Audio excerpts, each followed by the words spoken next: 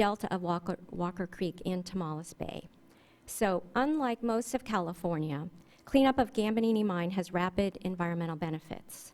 So these are some of the major components that inform both the Tomales Bay and the Walker Creek Mercury TMDLs. So now I'm going to go on to a next level of challenge, which is the San Francisco Bay and the Guadalupe River TMDLs.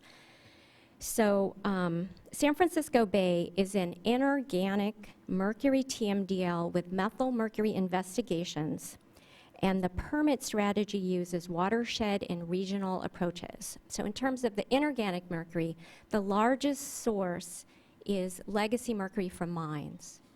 So we have this arrow indicating legacy mercury coming in from the Central Valley. The oval indicates in-bay contaminated sediments, and this arrow down at the south shows the Guadalupe River, which drains a very large mercury mine. So in 2007, the San Francisco Bay Water Board issued the first watershed mercury NPDES permit for wastewater dischargers.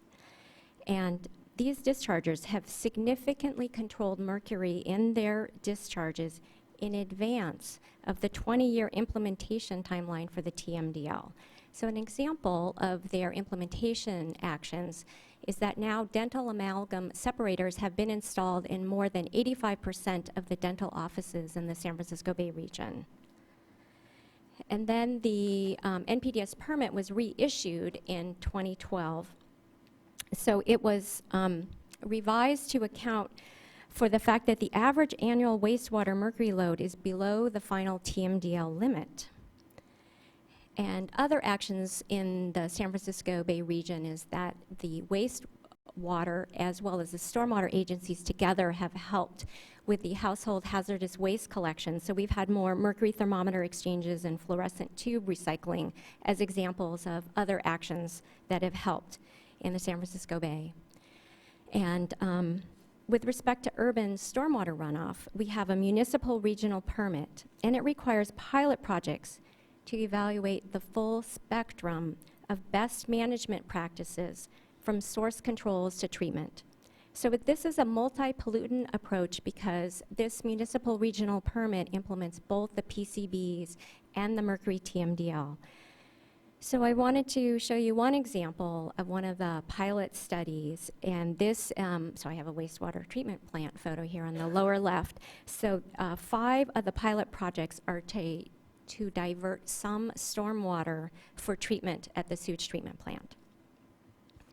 And another component of San Francisco Bay are studies to resolve key uncertainties. And you might know that we already have a regional monitoring program, and they, together with Water Board staff, developed a mercury strategy.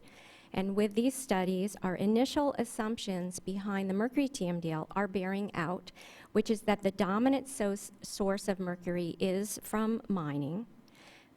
Studies have also helped us to quantify our challenge. So the amount of methylmercury produced in the bay we knew was more than that coming in from the river tributaries, and it quantified it. It's about 100 times greater production in the bay. So this is further confirmation that controlling both mercury sources and methylmercury production are key factors in TMDLs. Janice has been building up for this, and I'm continuing it here, and that will be in the next couple of TMDLs that I'm covering. So now we're going to move to South San Francisco Bay, and here are the hills above San Jose. This is New Almaden, the largest producing mercury mine in North America.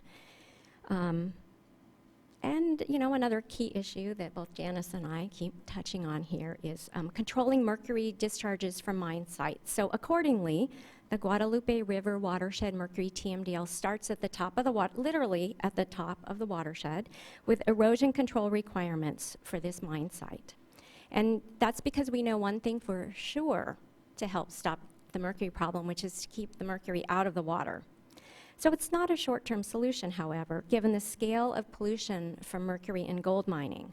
So I have some innovation in the Guadalupe River watershed to share with you. So even before the Guadalupe TMDL was adopted, the Santa Clara Valley Water District began studies of reservoir water chemistry management to reduce methylmercury production. This photo shows a solar-powered water circulator being used to mix the water to increase the amount of dissolved oxygen. This is really conventional technology like fountains in small ponds and small reservoirs, and it's used to control algae blooms or drinking water taste and odor problems. So the innovation here is that this is the first time it's being used to address mercury. This has reduced methylmercury in the water column by 95%, and it does hold promise for reducing methylmercury in fish. And this water district is continuing their studies voluntarily. So now I'm going to switch to much larger scale. I'm going to go to the statewide mercury program for inland surface waters, enclosed bays, and estuaries. There are several topics here. I'm going to touch the first one, which is a control program for mercury-impaired reservoirs. We keep employing the lessons that we've learned on this previous TMDLs, and today we're presenting some very preliminary information for you. So staff are actively working on this project. It's in a very nascent stage, and actually at the end of the presentation, at the very end of Amanda's presentation, she'll have a schedule for this.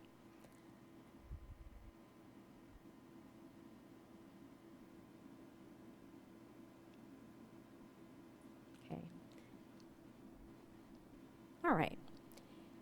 So there are two reasons for why we're addressing reservoirs first. One is that there are many mercury listings in reservoirs across the state. And the other is because they're already highly managed water bodies. So reservoirs are most often created by damming a river or a creek, and sometimes by damming a natural lake to increase its volume. Here are some of the effects of damming a river, and these affect water chemistry such as temperature and oxygen. On the left, we show a before picture, a high gradient stream, fast flowing river with boulders, a braided reach, pools, and riffles. The water is cold, shade from the trees keeps it cold, and it's turbulent, so it's very well oxygenated. On the right, the after picture shows the broad water surface. That's the first effect of the dam. The water slows down and it spreads out. And notice that there are fewer trees but more fish. And many of these fish are stocked, and many are non-native predatory fish because we've introduced many fish species to California. All of these changes contribute to increased rates of methylation and higher mercury levels in fish. So we've also illustrated many of the benefits from dams. We have agriculture, power, recreation, drinking water, and flood control. So here's the current state of our analysis. We did an extensive review of the scientific literature to identify the factors, and we evaluated these factors for California. So linkage describes the factors from sources of mercury to methylation to bioaccumulation into fish. Theoretically, each of these sources, methylation and bioaccumulation, are controllable factors. But some reservoirs do not have controllable sources, or it will take many decades or even centuries to see benefits of source control. But we have multiple tools now at our disposal here for reservoirs so that we would like to employ. And we also wanted to describe the scope of the program. So here, illustrated on this map of California, are fish data from reservoirs across the state. And this is a very large problem. It's not unexpected. This is true across North America and across the world. So in red and gold, we have elevated fish mercury concentrations. So they're about 74 of these are triangles, red and gold triangles, and they're the listed reservoirs that are currently included in this project. But we have data from a number of other reservoirs, and the squares, the red and the gold squares, there's about 75 of them, are likely to soon be listed for mercury. Overall, our current best estimate is that there are about 1,000 to 1,400 reservoirs in California, and again, our current estimate is that about half of these reservoirs are impaired. So the scope of this project is extremely large. It's many hundreds of reservoirs. And this is my last slide. Just a quick question on that. I'm making assumptions. They're not all near Mercury mine sites, so that just means because you have the reservoir and you have the aerial deposition from a variety of industrial sources, the methylation occurs and you have a problem just because of the industrialization and the combustion of coal and other things that produce mercury. You're right. And that's part of the point of EPA's mercury rule for power plants. Yes, and actually, we think that those mercury rules, the EPA's rules on reducing emissions, are quite effective, and we hope to soon see improvement in California. Actually, we're anticipating the best here. I just think most people don't realize the aerial deposition burden. It was in your original slide, but the magnitude of that is pretty clear here because we don't have mercury mines everywhere. Right. Exactly what you're saying is that mercury mines are not evenly distributed across the state, and they're certainly not one upstream of every reservoir. Right. So we have, these are the sort of the three factors that I spoke to earlier about trying to control the problem, and so these are our potential solutions. So we're currently working on the technical report, and both the long-term source control, but also the shorter-term, are there some things that can be done to reduce fish mercury concentrations? So starting with source control here at the top. So we've already hit the mine remediation as being one example, and you just spoke to air emissions, and I mentioned that we're quite optimistic that we expect to actually be able to see some improvement in some reservoirs as a result of these new regulations. But as you know, most TMDLs rely exclusively on source control, and we're beating this one with a hammer endlessly here, that we don't think it will be effective in a short amount of time. So we're proposing some innovative approaches over water chemistry and fishery management, and we'd like to inform you of our developing ideas about this. So to decrease methylation in reservoirs, we hope to foster innovation by reservoir owners and operators. To reduce bioaccumulation in fish, similarly, we hope to foster innovation by fishery managers. Our preliminary approach for each of these is phased. Studies and pilot tests in a few reservoirs, expand these to a few more reservoirs, and then go to full-scale implementation. Currently, we think the first step is to engage willing parties to join together to conduct coordinated studies and pilot projects in a few select reservoirs.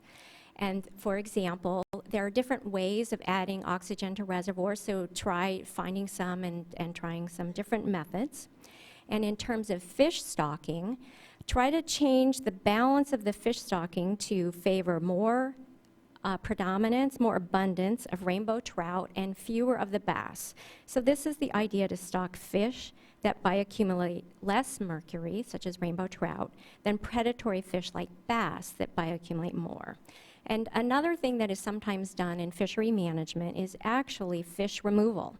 So the fishery managers will go in and remove and discard a portion of the fish in the water body, and then the remaining fish grow more quickly, but it also turns out that they have lower mercury concentrations. So these are some of our initial ideas. Wanted to kind of lay out some general ideas for you to think about. If you have questions, I could take some now, or I'd be happy to turn this over to, I see a question.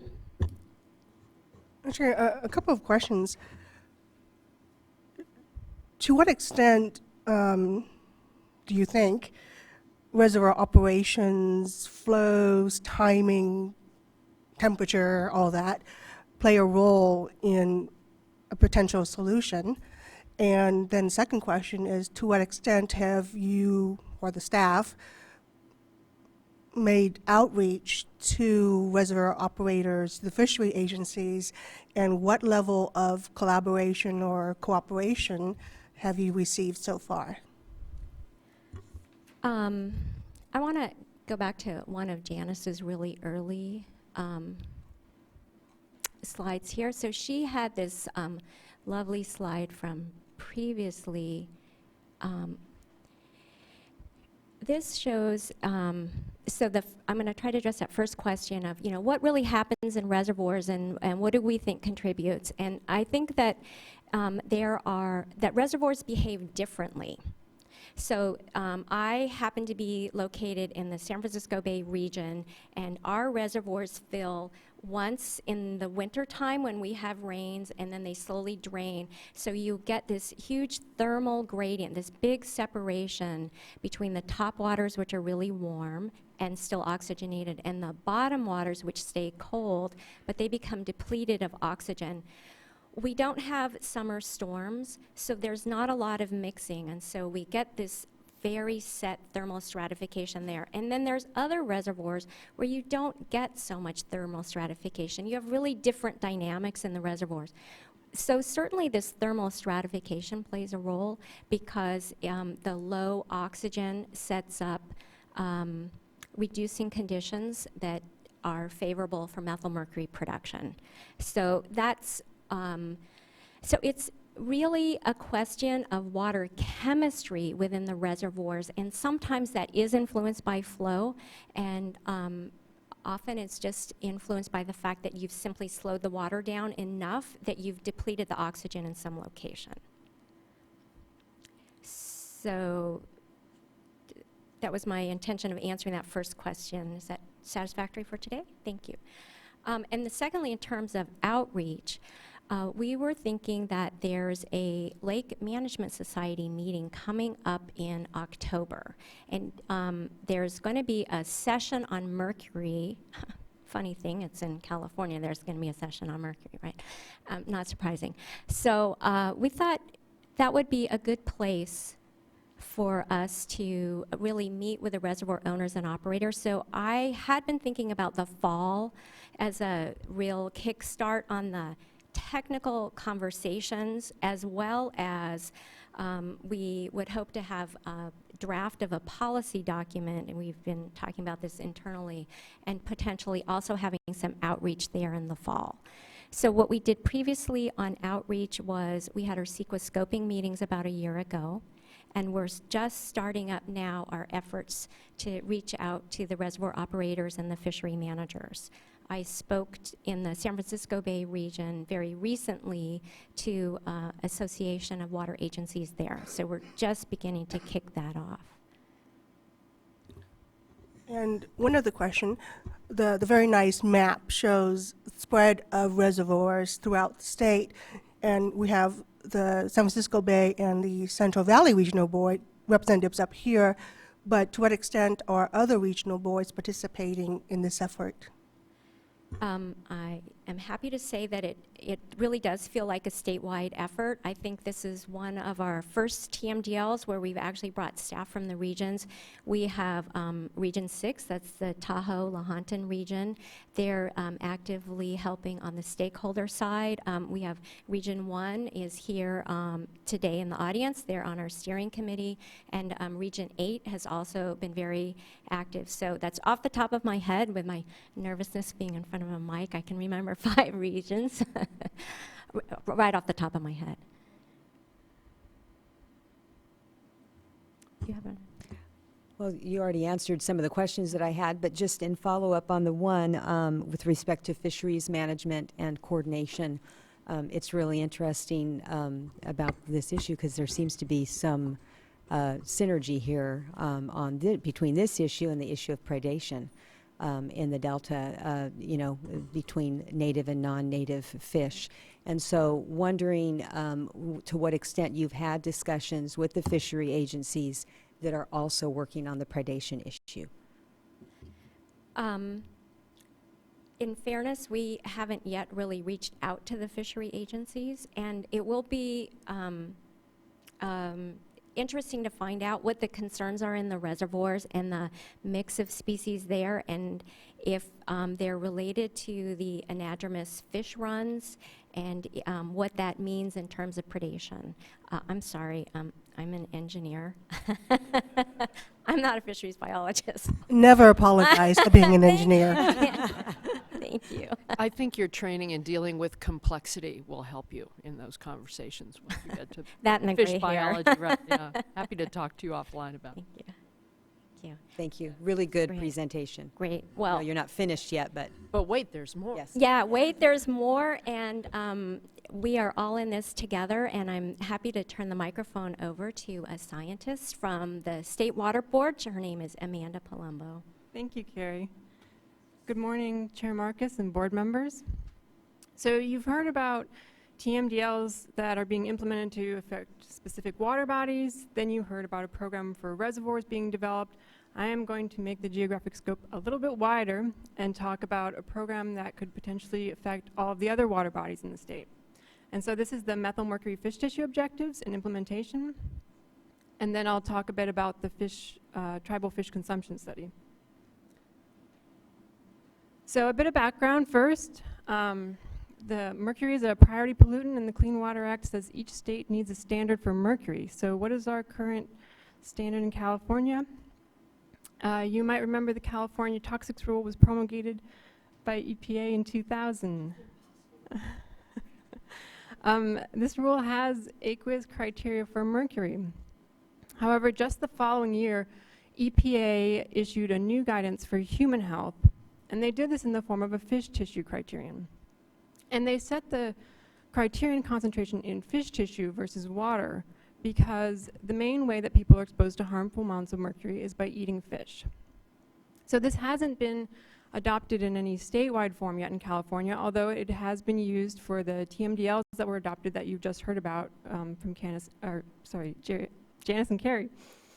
In terms of wildlife, U.S. Fish and Wildlife evaluated the California Toxics Rule criteria and found them to be not protective of several threatened and endangered species. So there's a need for a new water quality objective for California in terms of both human health and wildlife. So that's why there's a team at the state board working on developing a methylmercury fish tissue objective. We're also taking the fish tissue objective approach to follow EPA's guidance, and because this relates most closely to the beneficial uses that we're trying to protect of fishing. The objective would be specifically for methylmercury. As Janice said, this is the very toxic form of mercury that accumulates in fish tissue. So one option to calculate this objective would be to follow what was done in the adopted San Francisco Bay and Delta TMDLs, and that's to base the objective calculation on a fish consumption rate of 1 meal a week. So if we do that and base the main objective on protecting human health at a rate of 1 meal a week, that should actually provide protections for most of the threatened and endangered species that the U.S. Fish and Wildlife was concerned about, except for one, and that's the California least tern. So we're also working on a second fish tissue objective to protect this species. So the California least tern is an endangered bird species. It's a very small bird that eats a lot of fish, which makes it really sensitive. So the Delta and the San Francisco Bay TMDLs that you already adopted and heard about, they also have a separate special objective to protect this species, and it applies to the very small fish that these birds eat. So these are fish that are about 2 inches long. One option for the statewide approach would be just to apply this objective to areas where this bird lives. So on the map, we actually show 2 different sources of information, but it's just meant to give you a sense that the important areas are the Southern California coast and up to the San Francisco Bay area. So in accordance with the Porter-Cologne Water Quality Act, we are also developing an implementation plan to achieve these objectives. So the geographic scope could be inland surface waters, enclosed bays, and estuaries, except for where those TMDLs apply that you've already adopted. So we're working in coordination with the Reservoir team as we go through options for our implementation plan. We're looking at mostly relying on existing water board programs, so this could be the non-point source policy, the permit programs, and the 401 certifications. And the idea was that this would be sort of a baseline level of implementation plan.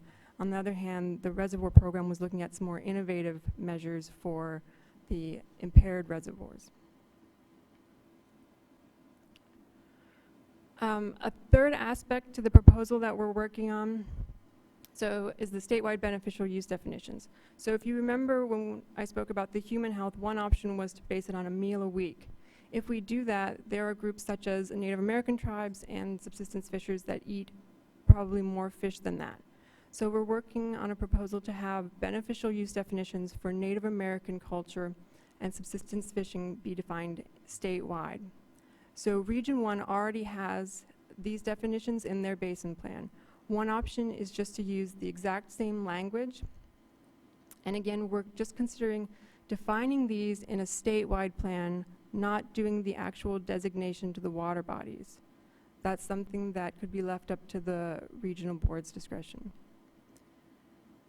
A next obvious question is, what about numbers to protect these uses? So we don't really have sufficient information to be making recommendations about the numbers. So what we are doing is we've contracted with UC Davis to do a tribal fish consumption study.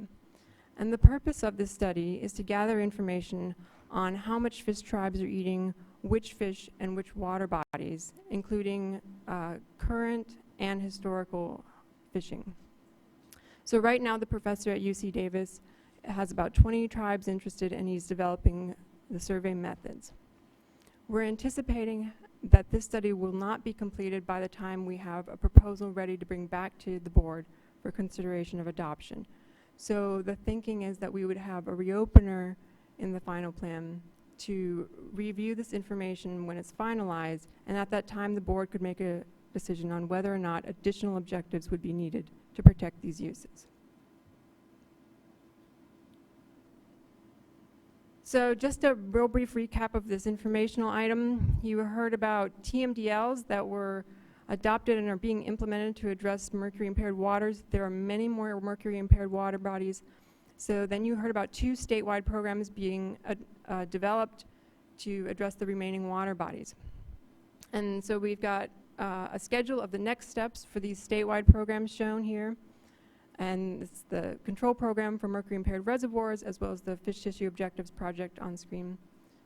Both programs are very much still in the developmental phases. We're hoping to have something ready for the public next year. We are planning to do stakeholder outreach before that time. And then we might have something ready to bring back to the board for consideration of adoption in 2015.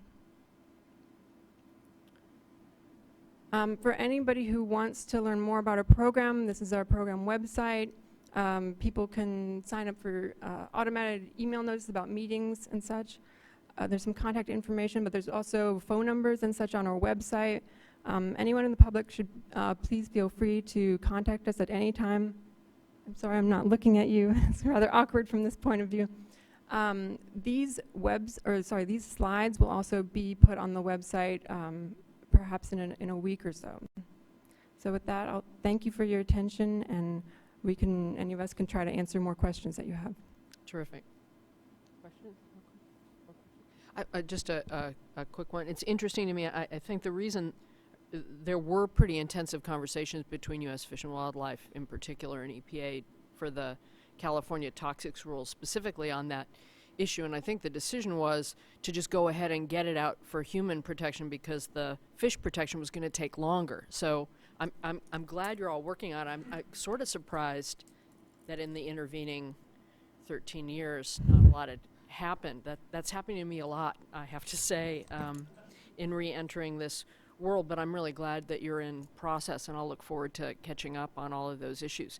Do you remember, and I just don't remember, why was the 1 fish meal a week chosen? Was that based on a survey of what people seem to eat, or? Based in San Francisco Bay, and that's been used by OEHA for their fish contaminant goals also. Right.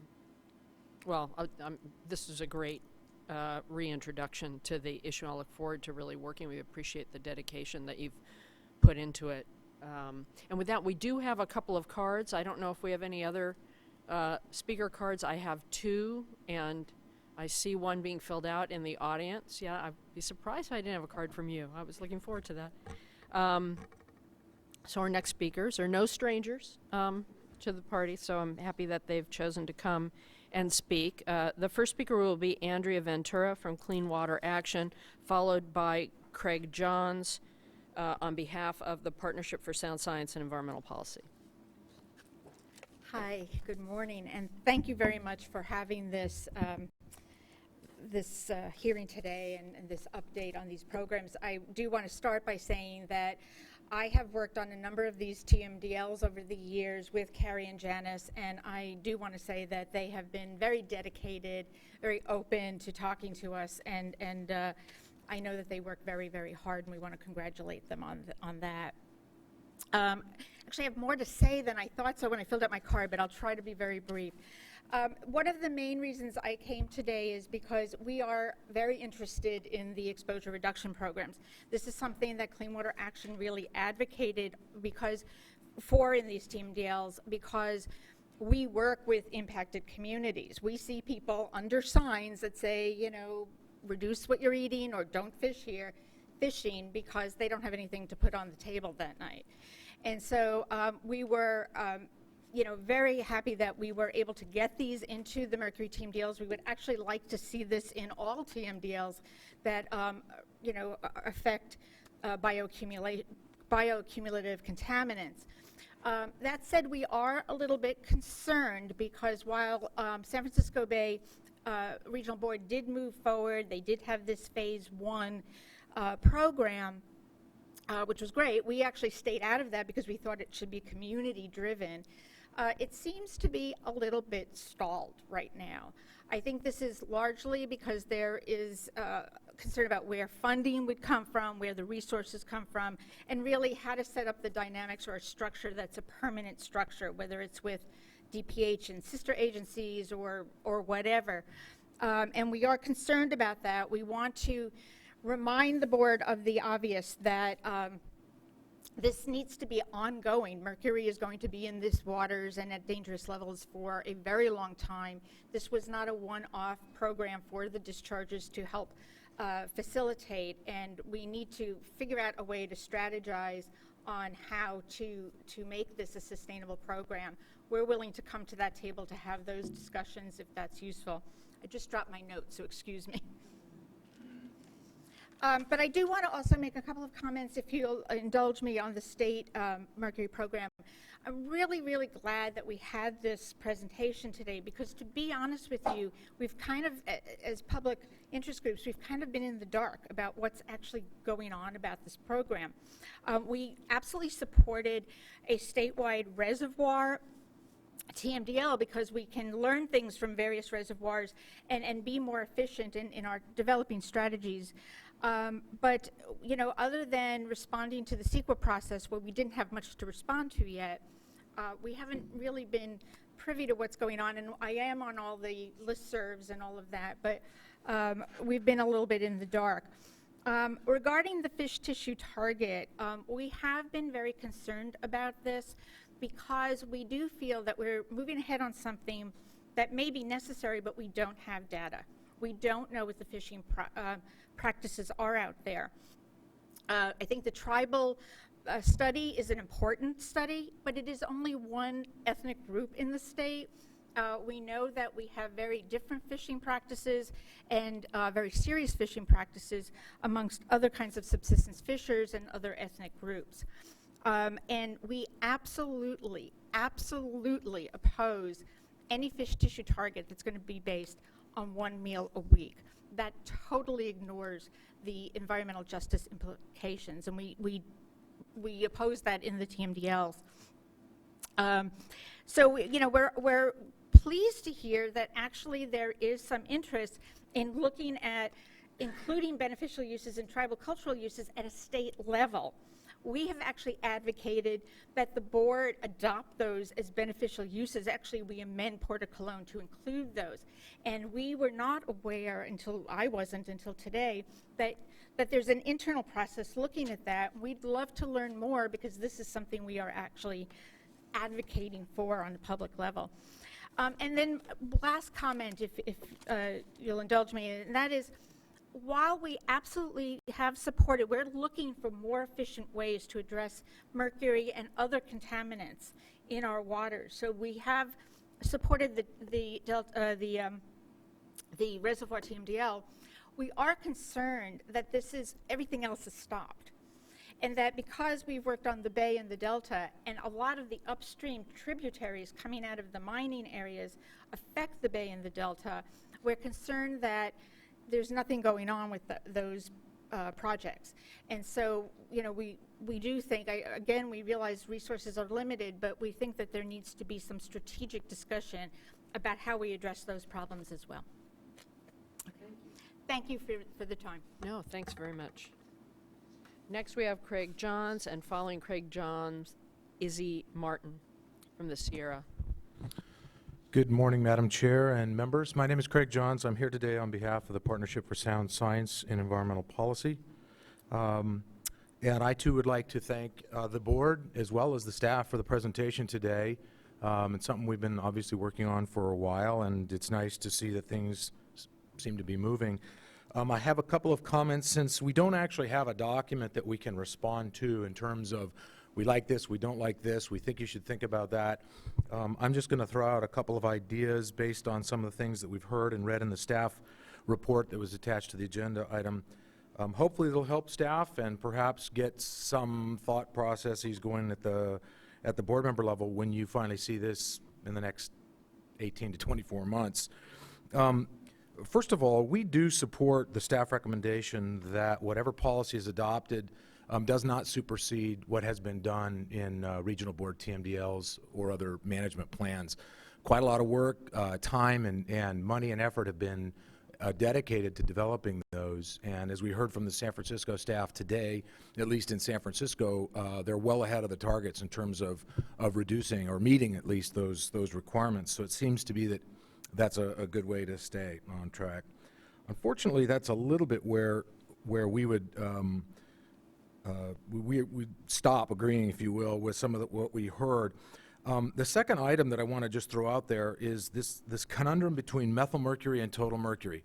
And your staff did an excellent job of sort of setting the table in terms of identifying the methylmercury issue or the bioaccumulative nature and the toxicity nature of that as being something important to focus on, and therefore you want to make sure you're achieving whatever standards you're going to set based on a methylmercury standard. But the conundrum is that actually removing methylmercury from the system, with the possible exception of what I heard in this water column experiments that are going on, which I'm really interested in learning more about, but removing methylmercury out of all the tributaries and the open waters throughout the entire Sacramento watershed and all the way down through the Delta and the Bay is something the experts don't really know how to do. So if you want to talk about actually making reductions to mercury loads for these waters, and I'm just limiting my comments to the Delta and to the Bay at this point, because I'm not that familiar with what's happening in the Southern California TMDLs. There's got to be a way in this plan where you're going to focus on total mercury or inorganic mercury removal actions that can then lead to reductions in the methylmercury levels that you're finding in fish tissue ultimately, because without it, you're really just going to be waiting for nature to take its course over the next 150 or 200 years. And I don't think any of us really think that's the best way to manage this issue. The third issue is, third topic I wanted to touch on is fish tissue. Ms. Ventura and I don't agree on much on this particular topic, but at least from what I heard her say today, we definitely agree on the need to make whatever fish tissue standards are going to be, make them specific to the fish that are being consumed by people that we want to protect. The kinds of fish that might be heavily laden with mercury in the Southern California reservoirs or creeks, or even throughout the Sacramento and American River watersheds and down into the Bay, are going to be different in all of those areas. Fish consumption patterns are going to change. I think we know that from what little consumption data we have. So I think what the UC Davis folks are working on should be, I think you should wait before that's done, before you start talking about adopting some sort of a standard. I guess the notion of coming back in a reopener and adopting a standard down the road is doable as well, but at least the board should consider whether on balance that is, from a policy standpoint, something you want to embrace. Not lastly, but fourth, the policy, in our view, has to embrace the notion of state lands, and I use that term not in the agency reference context, but lands that are basically managed by various state and or federal agencies must, that I'm talking about for open waters and tributaries, must have responsibility in this area. Putting the responsibility on mercury control just on the backs and shoulders of individual waste discharge permittees and/or stormwater permittees is not going to solve your problem. You saw that in one of the slides in terms of where all this mercury is coming from. It's not coming from point sources. So, The legacy issue. it is hugely a legacy issue. I believe, if my facts are correct, and I think Janice will be able to correct me if I'm wrong, 75% of all of the methylmercury loading into the delta, and the delta TMDL is coming from open waters and tributaries. So there needs to be a state land's responsibility for those in terms of putting in money, in terms of resources, participating in all this work that's going on, or else it's not going to get done. And the model that the Central Valley Board adopted with their delta mercury TMDL is, I think, a very good model for the state to consider on a statewide basis as well. One last topic, because I've run out of time, unless you're willing to ask me a question about it. On a procedural issue, one of the questions I had, frankly, is why would we be sending whatever the plan that the public hasn't seen yet to peer review to get their comments on it sometime later this year or early next year, without the public and the interested parties having an opportunity to react to it, provide input and recommendations, criticisms, support, et cetera, so that the staff can then go back and maybe make changes to it if it feels that they're warranted before whatever is sent to peer review is sent to peer review, so that you can get, feedback from the experts in these various areas on something that has been cooked a little bit longer, for lack of a better way. And we would certainly support that approach, if you will, and we're dying to see whatever it is in draft form as soon as we can, so we can provide those comments. Well, frequently people want everything peer reviewed first. I'm presuming that the staff wants to check the science before putting out a proposal. I mean, it's kind of logically, but I'm seeing nods. I mean, Well, I don't want- generally we get pilloried for not doing reviews too, so it's I appreciate it? the comment, and I'll take it as a semi-question and respond by saying we absolutely support the notion of peer review. I guess what I was trying to suggest was, when the staff has something that's a little bit more mature in terms of what it's going to be proposing, and whether it's fish consumption, fish tissue numbers, the methylation issue, because it's very complicated, as Ms. Creedon in the audience and all of her staff who are here understand very well. But there are a lot of people who've spent some time in this audience, and not in this audience, who've spent time on these issues that might have some valuable input to what staff might ultimately want to send to peer review for review. That's all I was suggesting. okay. We'll take that into consideration in doing our communication planning for it. Thanks for the opportunity to be here today, and again, thanks for taking the time to spend the time that you have today on this issue. It's very important to us. Thank you. Thanks, Mr. Johns. Okay, next is Izzy Martin, and after her, Carol DeGiorgio from DWR. Hi. Thank you, Chair Marcus and Water Board and the staff here. My name's Izzy Martin. I am with the Sierra Fund. The first meeting I ever held on mercury issues was in August of 2000, talking about the significant mercury problem we have up in the Sierra. At that time, I was on the Board of Supervisors. Now I'm the CEO of the Sierra Fund. I'm from the heart of the gold country. 150 years ago, machines ripped apart everything where we lived. The rivers ran so thick with mud and rock that riverboat pilots couldn't get from San Francisco to Sacramento to Yuba City. They dredged the materials that were clogging the rivers. Those were gold mine dredges. That's where the levees came from. When the fundamental to gold production where we lived was the use of elemental mercury, which had been mined on the coast, brought to the Sierra Fund after being retorted down, brought to the Sierra Fund, yes, to us, brought to the Sierra, had been retorted down to quicksilver, brought over and used in sluice tunnels as part of hydraulic mining. According to the USGS, 100 million pounds of elemental mercury were left as a result of of gold mining activities where we live.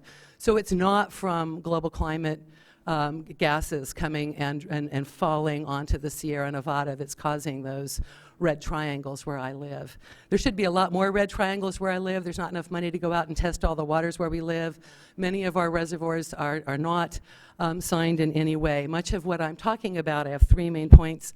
Much of this is outlined in our publication, Mining Toxics Legacy, which we worked with members of the Water Board, who we, the Sierra Fund, are big fans of the Water Board. Thank you. all the talented people that work here and at the regional board.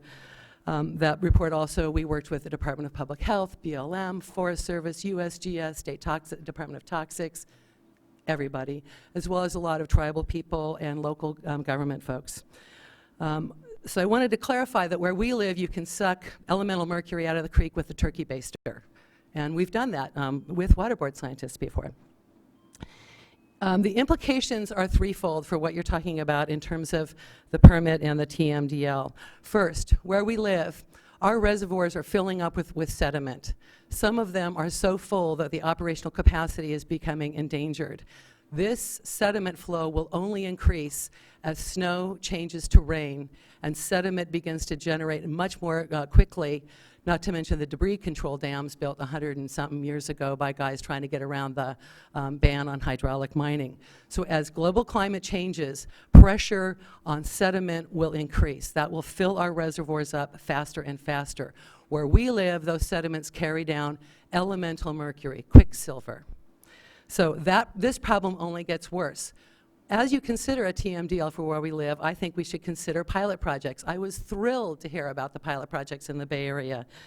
We are working with one where looking over the shoulder of our irrigation district that's trying to figure out the puzzle of how to maintain their operational capacity through dredging the sediments, filling it up. But it's filled with mercury, and so they've been told they can't do it by the water board.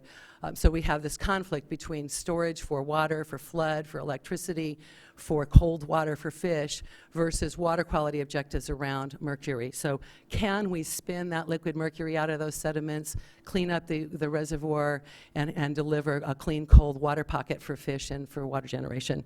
So that's a pilot project we should be doing lots of up where I live. Number two, there are point sources of mercury where I live. I was talking to a gold miner 2 weeks ago who had taken 327 pounds of mercury out of a tunnel in Sierra County.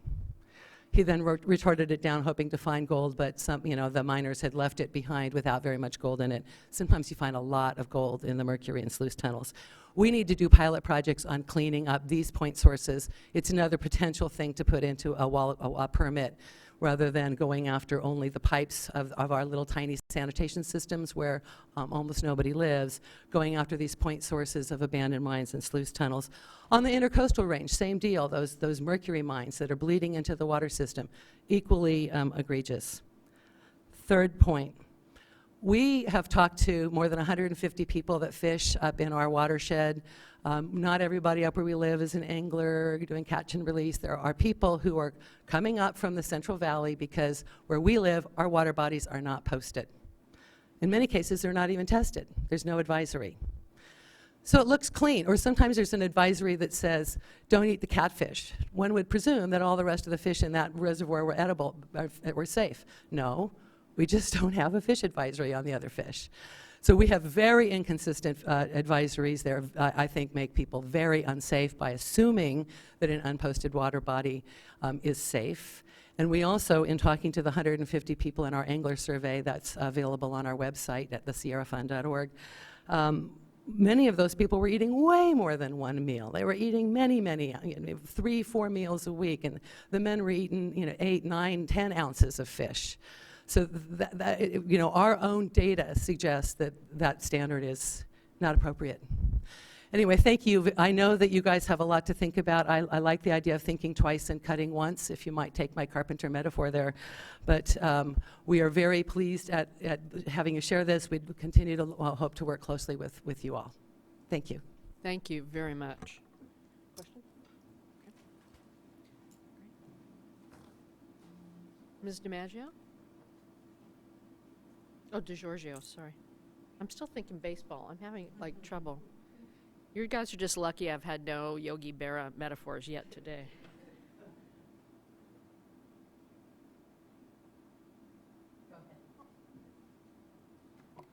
Never done this before, so bear with me. Welcome. Hi, thank you. I'm Carol DiGiorgio. I work for the Department of Water Resources in the Mercury Monitoring and Evaluation section. And first of all, that was a great presentation, you guys. It really helped a lot.